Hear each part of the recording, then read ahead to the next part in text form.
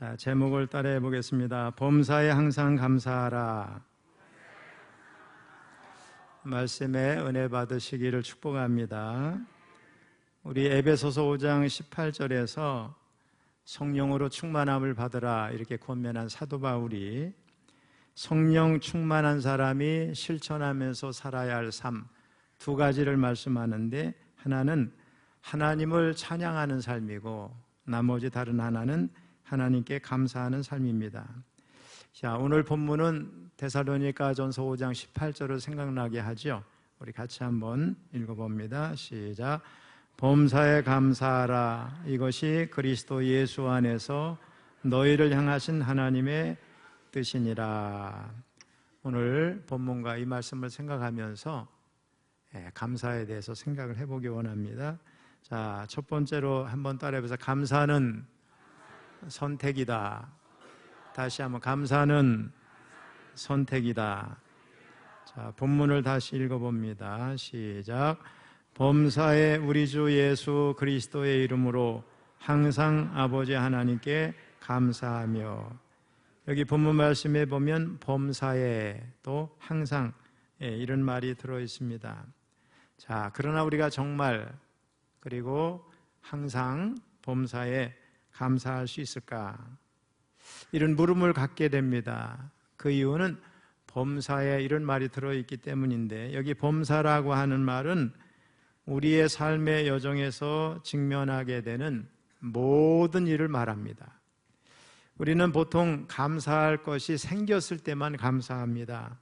좋은 성적을 거뒀거나 또 승진했을 때, 건강할 때, 또 원하는 것을 모두 얻었을 때, 생각지도 않을 때 큰 수입을 얻었을 때 우리가 감사합니다. 우리의 감사는 이렇게 외부 상황에 따라 오르락 내리락 합니다. 하지만 본문이 말씀하는 범사에 항상 감사는 이런 감정적인 감사를 뛰어넘는 겁니다. 이 말씀은 명령입니다. 기분이 좋든 나쁘든, 일이 잘 풀리든 아니든 감사하기를 선택하라는 거예요.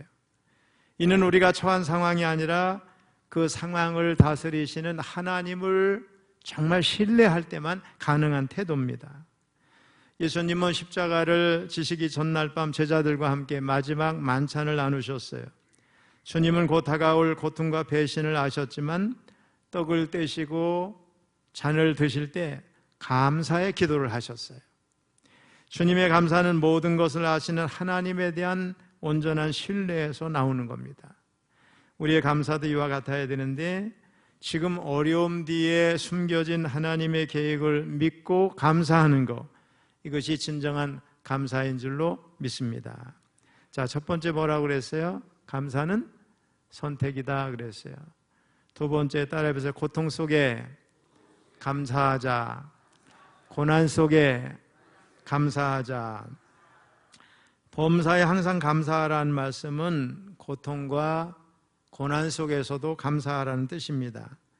이것은 인간의 이성으로는 이해하기 힘든 역설이죠. 하지만 성경의 인물들을 보면은 이 역설을 통해서, 이 역설적인 감사를 통해서 놀라운 은혜를 경험한 사람들이 많다는 걸 우리가 알 수 있습니다. 욥은 건강을 잃었습니다. 자녀도 다 잃었습니다. 재산도 다 잃었습니다. 하지만 그는 하나님을 원망하지 않았어요. 그가 1장 21절에서 이렇게 기도하며 찬양합니다. 우리 같이 읽어봅니다. 이르되 내가 모태에서 알몸으로 나와 싸운즉 또한 알몸이 그리로 돌아가올지라. 주신 이도 여호와시요 거두신 이도 여호와시오니 여호와의 이름이 찬송을 받으실지니이다 하고. 욥의 기도와 찬양은 모든 것을 잃었음에도 불구하고 하나님은 여전히 나의 하나님이라는 거예요. 또 나와 함께 하신다고 하는 이 신앙의 변함이 없다고 하는 확고한 믿음에서 나온 겁니다. 사도 바울 역시 매를 맞고 감옥에 갇혔을 때 감사했어요. 그 결과 그는 고통을 통해 주님의 고난과 고통에 동참하는 영광을 누리고 연약함 속에서 하나님의 능력을 경험했습니다. 사도 바울의 고난은 좌절의 이유가 아니라 하나님의 은혜를 더 깊이 깨닫는 통로가 됐습니다. 고난 속의 감사는 단순히 고난을 참아내는 것, 그 이상입니다. 고난을 통해 우리가 얼마나 연약한 존재인지 깨닫고 오직 하나님만이 나의 소망이 되신다고 하는 것을 고백하는 겁니다. 힘들고 어려운 순간에 감사할 때 하나님을 더 깊이 알게 됩니다. 고통의 터널을 지날 때 감사하는 사람은 그 터널 끝에 다가오는 빛을 가장 먼저 보게 될 줄로 믿습니다. 자, 첫 번째 뭐라고 그랬어요?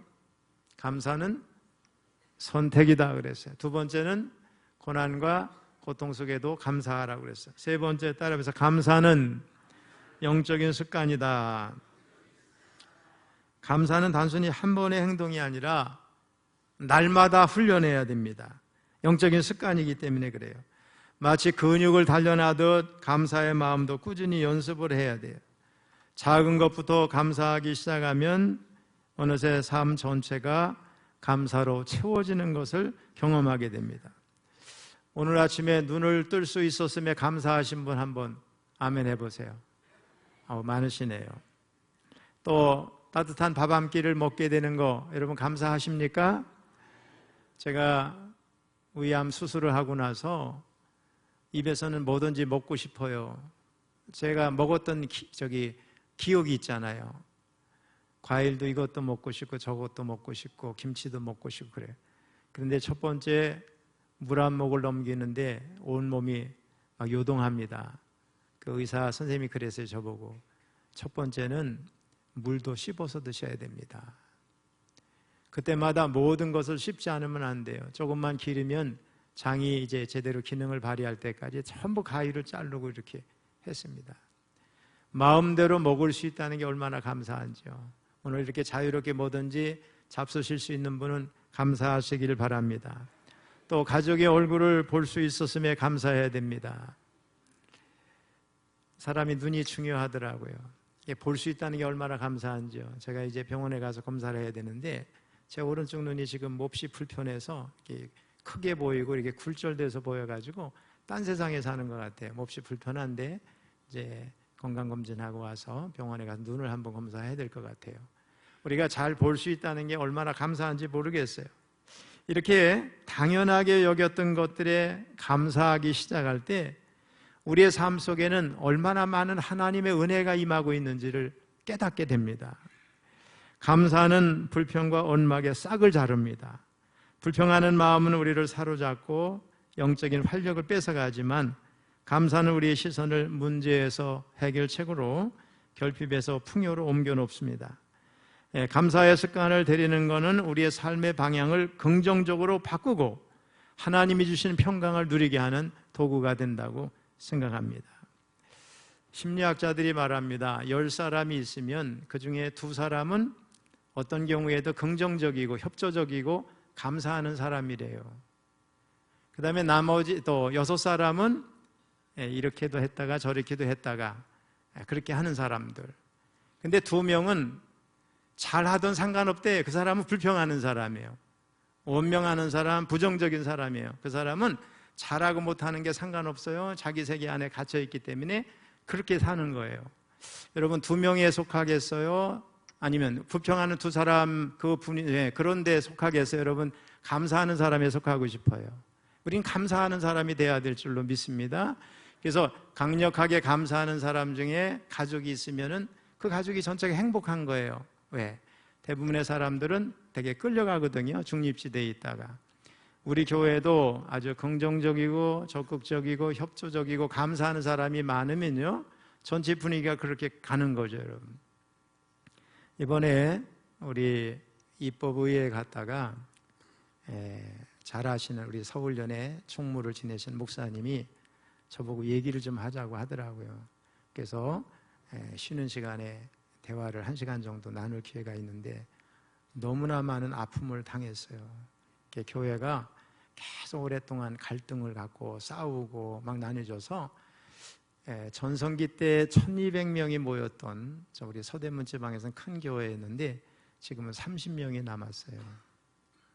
계속 싸우는 거죠. 2패로 나뉘어져서 싸우고 비난하고 고소하고 고발하고. 이분이 총무를 마치고 그 교회에 부임한 지 10개월도 안 돼서 이번에 다 내려놓고 나왔대요. 내년에 자원은퇴하시겠대요. 그래서 그 아픔이 얼마나 큰지 사모님은 지금 갑자기 충격을 받아서 왼쪽 다리를 못 쓰게 됐대요. 그리고 사랑하는 딸이 갑자기 27살 먹은 딸이 죽었다는 거예요. 목사님하고 제가 이렇게 대화를 하는가 너무 마음이 아픈 거예요. 얘기를 하려면 끝이 없다는 그 짧은 기간에 있었던 게 교회가 완전히 마귀 집단이라는 거예요. 교회가 이렇게 다투다 보면 서로 마음이 상하고 전부 어떻게 냉소적이 되고 그러잖아요. 분위기라는 게 얼마나 좋은지 몰라요. 중요한지 몰라요. 우리 교회는 사랑하는 분위기, 감사하는 분위기, 긍정적인 사람들이 많은 교회가 될 수 있기를 축복합니다. 그런 공동체가 복을 받고 그런 성도가 복을 받는 겁니다. 범사에 항상 감사하라는 말씀은 단순히 좋은 조언만이 아니죠.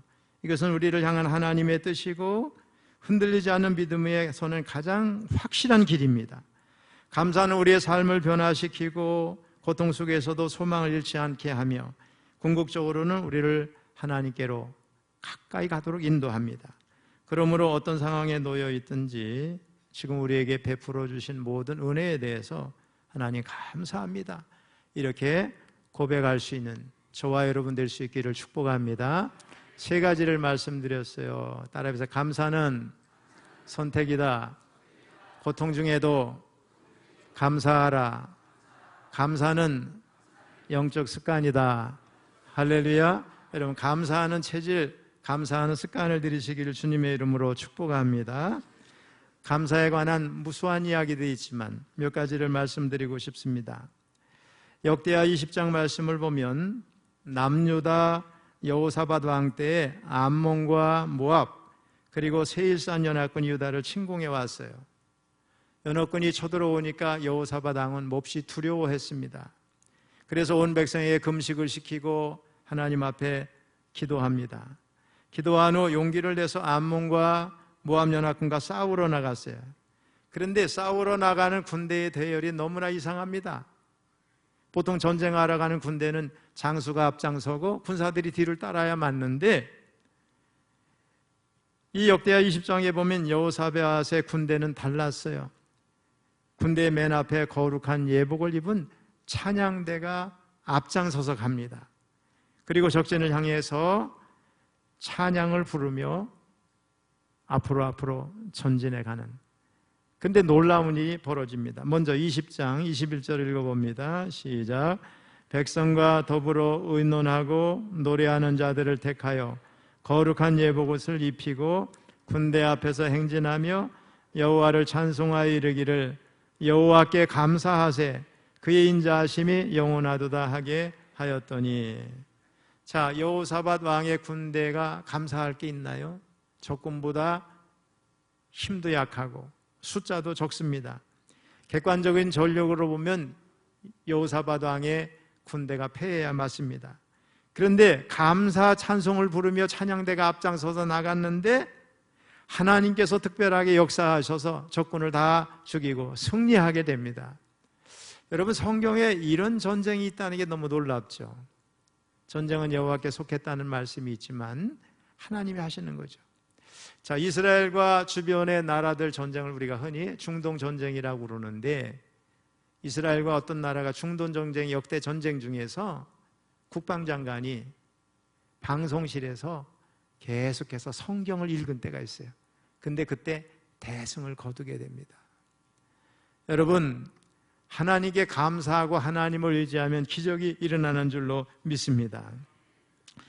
자, 감사가 어떻게 승리를 가져왔는지 설명할 수는 없어요. 그런데 분명한 것은 네일 사람 야하시엘을 통해서 들려주신 하나님의 말씀에 순종했어요.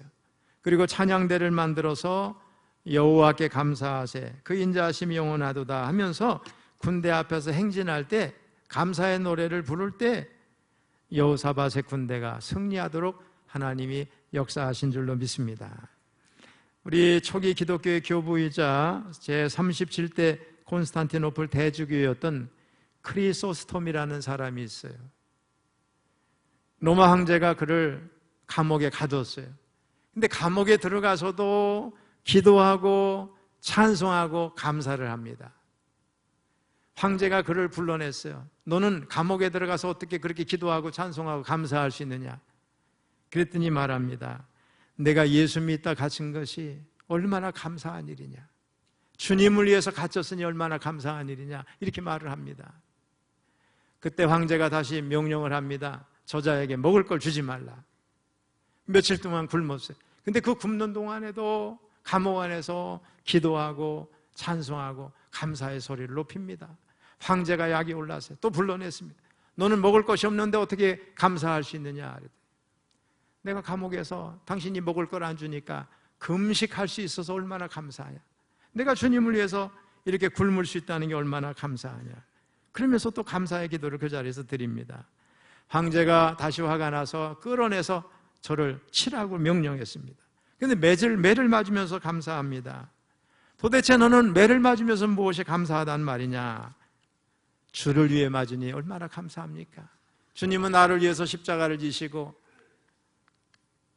고통 속에서 돌아가셔서 부활하심으로 우리의 죄의 문제를 해결해 주셨는데 내가 주님의 고난에 조금이라도 동참할 수 있다는 게 얼마나 감사한 일이냐. 이렇게 감사를 했어요. 여러분, 이게 진짜 신앙이죠. 이런 모습은 평상시에 기도로 많이 준비되고 훈련된 사람이 아니면 쉽지 않은 일이죠. 황제가 화가 나서 끌어내서 죽이라고 그랬어요. 이 소리를 듣자 크리소스톰은 기다렸다는 듯이 소리를 치면서 오히려 더 크게 기뻐했어요. 황제는 이제 내가 곧 죽을 텐데 죽음이 감사하단 말이냐? 죽음이 감사한 이유가 도대체 뭐냐고 물었어요. 그때 이렇게 말합니다. 믿는 사람에게는 최고의 영광과 최고의 축복이 순교입니다. 요한계시록에 보면 순교자의 영광이 나타나고 있습니다. 이 순교는 아무나 할 수 있는 게 아니고 순교의 반열에 참여할 수 있는 사람은 따로 있습니다.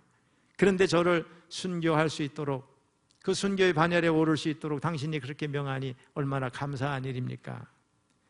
황제가 나중에 기가 막혔어요. 그래서 명령을 합니다. 저자를 내보내라. 이런 놈은 죽여도 아무 소용이 없구나. 우리가 잘 알고 있는 크로스비 여사가 있어요. 생후 6개월 만에 의사의 잘못된 처방으로 실명을 했어요. 그리고 어려서 아버지를 잃고 어머니와 외할머니 손에서 자랐는데 이 외할머니, 어머니의 신앙이 엄청난 거예요. 이 자연 환경이나 모든 것을 항상 성경에 있는 말씀과 빗대어서 설명을 해주고 신앙을 깨워줬어요. 외할머니는 크로스비에게 자주 이렇게 말했어요. 필요가 있을 때는 언제나 하나님께 부르짖어 기도해라. 일어난 모든 일에 대해서 항상 감사하라.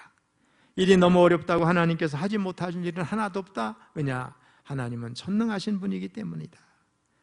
14살 때 크로스비는 뉴욕에 있는 맹하 학교에 입학을 했고 졸업한 다음에 그곳에서 15년 동안 교사로 가르쳤습니다. 38살이 됐을 때 결혼해서 아기를 낳는데 얼마 되지 않아 죽었고 머지않아 남편도 이제 병으로 세상을 떠났습니다.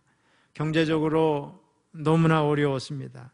그러나 그녀는 95세를 살면서 8천여 편의 찬송시를 지었어요.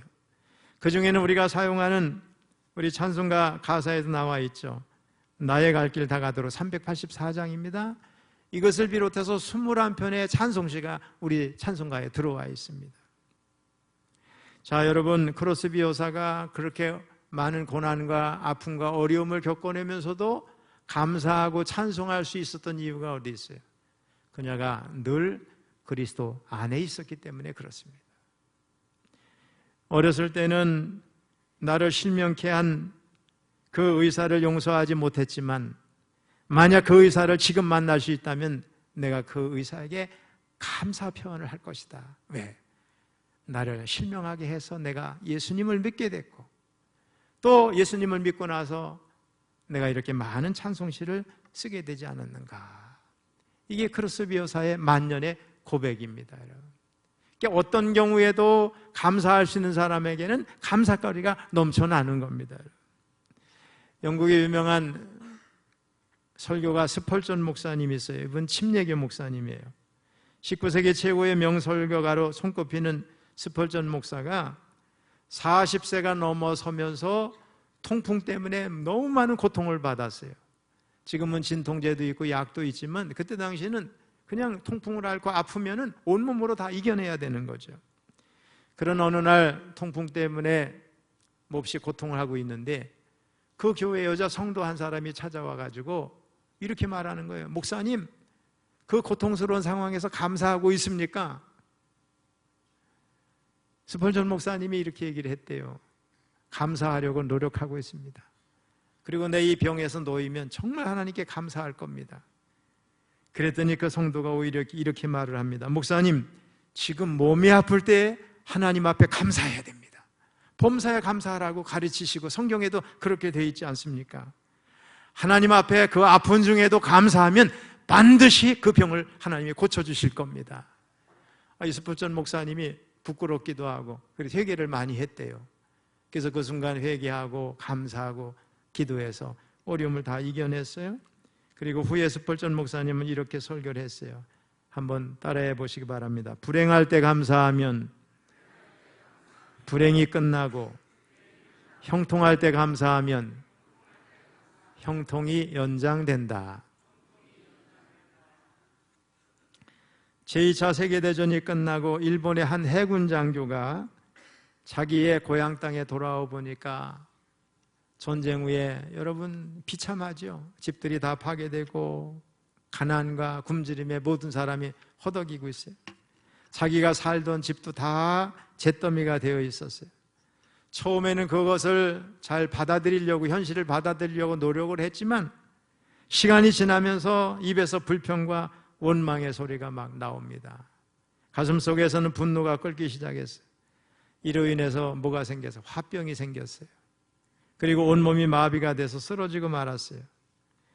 사람들이 그 사람을 병원으로 데려갔어요. 의사가 그 사람의 병이 마음속에 있는 분노에서 생긴 것임을 알고는 이렇게 처방을 내렸대요.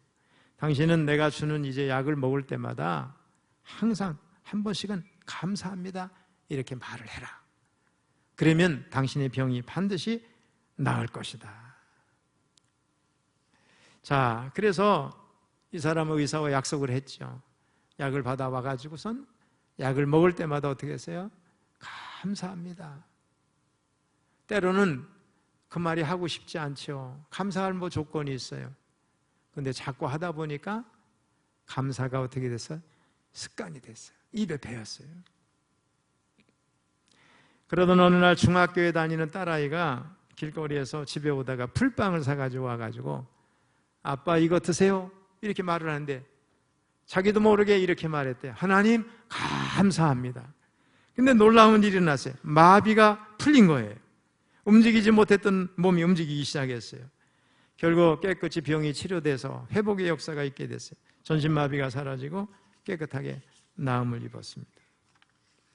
마지막 한 사람 인물을 더 소개합니다. 여러분 김한란 박사 많이 들으셨죠? 우리 감력이 유명한 인물입니다. 어린 시절 첩의 딸이라는 이유로 손가락질을 받고 자라서 상처가 많습니다. 그런데 그녀에게 믿음이 있었어요. 그래서 신앙으로 모든 어려움을 이겨내고 부지런히 공부해서 그거 가지고 한국 여성들에게 아낌없이 쏟아부었어요. 63세에 이화여대 총장직에 물러나가지고 늦지막히 신학교에 가가지고 성경을 체계적으로 공부했어요. 그리고 강원도, 충청도 등 시골 구석구석을 다니면서 예수님의 사랑과 복음을 전하는 일에 자신의 남은 인생을 바쳤습니다. 세상을 떠나기 전에 그녀의 죽음을 슬퍼하는 많은 사람들에게 그녀가 오히려 이렇게 말을 합니다. 울지 마라. 나는 내 인생을 너무 가볍게 살았다. 나는 내가 할 일을 다 마치고 이제는 시온의 영광이 빛나는 아버지 하나님 곁으로 간다. 그러니 내가 죽으면 장성곡을 부르지 말고 핸델의 메시아 같은 아주 힘있는 찬송을 불러달라. 그리고 평안히 눈을 감고 이 세상을 떠났습니다. 그녀의 묘비에는 돌로 만든 작은 성경 한 권이 놓여 있는데 거기에는 화려한 경력 대신에 성경 말씀이 기록되어 있습니다. 데살로니가전서 5장 16절로 18절 우리 같이 한번 읽어봅니다. 시작. 항상 기뻐하라. 쉬지 말고 기도하라. 범사에 감사하라. 이것이 그리스도 예수 안에서 너희를 향하신 하나님의 뜻이니라. 감사해서 기적 같은 것을 경험한 사람들이 얼마나 많은지 몰라요. 우리 사랑하는 성도 여러분, 우리는 도무지 받아들이기 어려운 상황 속에서도 하나님의 인도하심을 믿고 범사에 항상 감사해야 될 줄로 믿습니다. 로마서 8장 28절에 보면 그랬어요. 합력하여 선을 이룬다는 거예요. 합력하여 선을 이룬다. 합력하여 선을 이루신 하나님은 상황을 반전시켜서 화가 변하여 복이 되게 하실 줄로 믿습니다. 그래서 감사하게 되면 좋지 않은 환경도, 나쁜 환경도, 불리한 환경도 바뀌어서 어떻게 돼요? 복이 되는 환경으로 변화되는 겁니다, 여러분. 이 감사가 그렇게 엄청나게 중요한 거예요. 제가 여기까지 살아오면서 많은 어려움을 겪었는데 제가 감사하지 않았다면 그 어려움들을 이겨냈을까, 이런 생각을 한번 오늘 새벽에 해봤어요. 감사라는 게 얼마나 중요한지 몰라요. 이 감사는 막연한 긍정이 아니에요. 감사는 누구 때문에 하는 거예요? 예수님 때문에 하는 거예요. 예수님께서 십자가로 우리를 하나님과 화목하게 하셨기에 감사할 수 있습니다. 예수님께서 우리의 모든 죄를 지시고 장사 지낸 바 되셨다가 부활하셨기에 우리가 영원히 부활하여 살 수 있다는 산소망을 가지게 됐습니다. 예수 안에서만 감사는 현실 도피가 아니라 생명의 길이 되는 줄로 믿습니다. 예수님의 이름은 단순한 이름이 아니죠. 우리의 생명이며 신앙의 핵심입니다. 자, 말씀을 마칩니다. 이 예배에 참석한 성도 여러분 모두 어떤 환경 속에서도 예수님의 이름으로 하나님께 나아가시기를 축복합니다. 또 그 이름으로 범사에 항상 감사하시기를 축복합니다. 그리고 날마다 기적을 경험하면서 승리하는 삶을 사시기를 주님의 이름으로 축원합니다.